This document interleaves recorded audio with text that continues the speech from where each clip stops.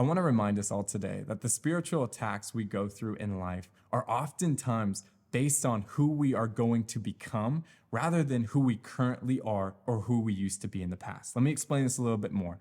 Is that the enemy tries to get us to question our identity so that he can stop us from fulfilling our God-given calling. He wants us to doubt who we are called to be. If he can destroy our purpose, then he can more easily influence our behavior.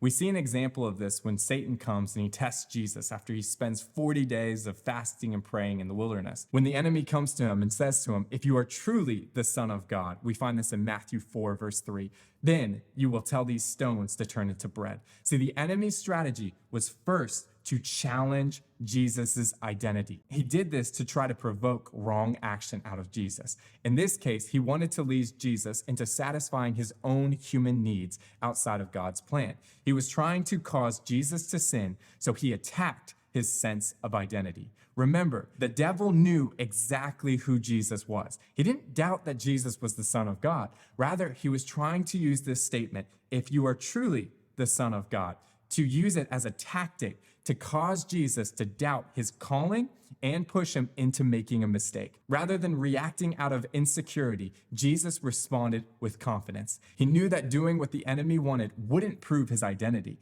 and he knew that he didn't need to prove it in the first place.